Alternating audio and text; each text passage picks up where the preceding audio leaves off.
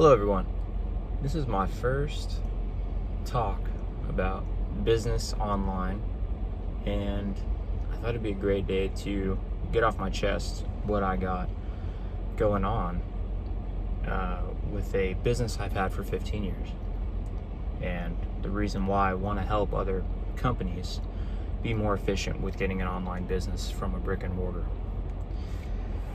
I tried to stay at home as long as possible, and then my friends in Utah said that they lifted all bans, so you can pretty much go anywhere you want. You can go to restaurants, obviously got to have some common sense, common knowledge. Wear a mask when you can. All the restaurants have one or two seats blocked off with barricades or chairs put up, so they have a good 10 feet apart. Just makes sense. We went axe throwing. It was super fun. Here I see 9 out of 10 companies are out of commission, myself included. We're not really open. So I try to just answer emails, do anything I can, but we really can't do too much, with only one person here. So I get a lot of emails, especially on Mondays. Saturdays seems like a big time for returns.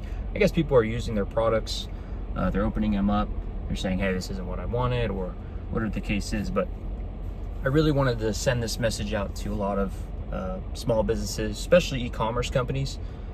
You're selling online, and you might be wondering, okay, why am I getting so many returns?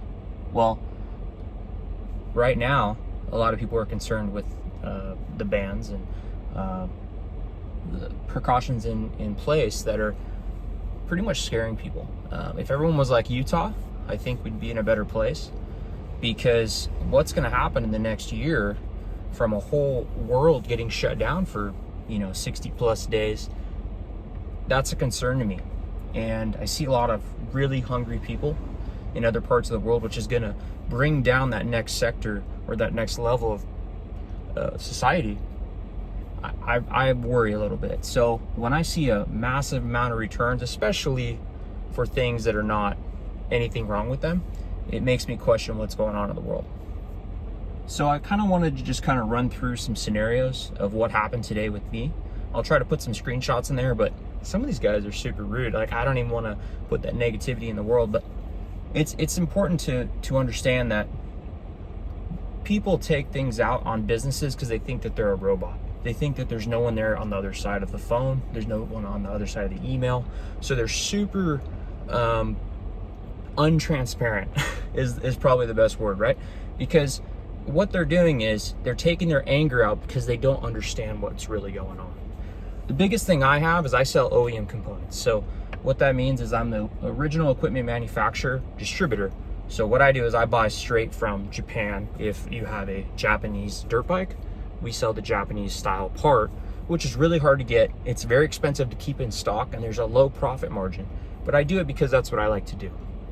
Now, websites and SEO is what I like to help other companies with web coaching and showing them, hey, this is the best way to structure your website so you'll get the most amount of sales organically, unlike paid advertisements where you're just another ad. So back to what we're doing here. We're selling a product, right? Let's say retails $1,000 for this carburetor. Now there's Chinese carburetors you can buy for $229. So we sell parts of these carburetors for, let's say, $229. So I get a lot of rude people who are like, I can buy a whole damn carburetor for this price. And you have to educate them. But what you have to understand is when somebody's already got that negativity towards your company or towards anything that you're doing, it's best to just avoid them. Don't deal with those people. And same with returns. When people get any kind of price match, rude, anything, they're already gonna write a bad review. Don't waste your time. Move on. That's kind of the thing that I'm hoping this will happen as well, is that companies will trim the fat and they won't have all these responders. So you don't need all these people responding to people that just want to take up your time in customer service. There really should be a connection from the owner to the customer, but there has to be some kind of tiered system that, well, you don't have to deal with this stuff. So there's automations you can do where this stuff gets an auto response email. Phone numbers, you'll see that there's just no phone numbers on websites anymore, and that's for a good reason, because a lot of people waste your time. They just want to fish for information, or they just want to ask questions that aren't going to make any money. It's not you being rude, it's you being efficient. There's a lot of companies that go out of business because they're too nice. It doesn't mean you can't be good to these people that want to buy your product, but don't be good to these people that just want to take your time, because that's all a company is, in exchange of time for a monetary item or value that you're giving to a customer. So what I'm trying to say is, take your core skill and give it to the people that want to have it and they want to use it for their best interest. So hopefully in the next year or so, I can really break down the rules or the laws that I want to put through into my business and show you guys how they work. And I'll tell you if they work or they don't, because I have to. I had 8 employees, now I have me. And I don't think most of them will be able to come back. They need to be able to pay for their families, lifestyle. So I would never personally take it as if they don't come back. So I'm hoping to really dial in this company where it's on streamlined, on cruise control. So that's what I'm going to talk about. If that's something you want to hear, I would definitely try to stick around. You know what to do. It's YouTube. Everybody does it. So hopefully we can help each other, because businesses need to stick together right now. The world is getting a lot more this, and it needs to be a lot more, action.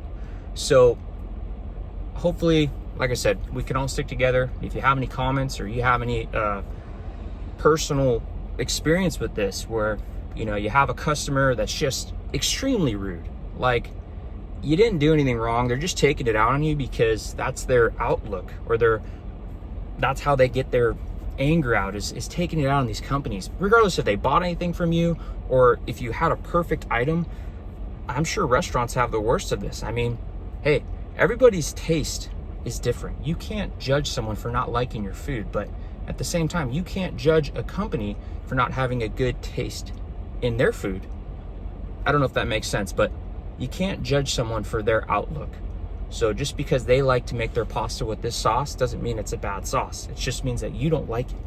If you go over to Europe and Czech Republic, the pizza is going to taste way different over there, and you may not like it, but fact of it is, that pizza was grown in their backyard, and they made it with the ingredients that grew out of their back country home. There's no processing, there's no sugars, none of this, so it's going to taste way different.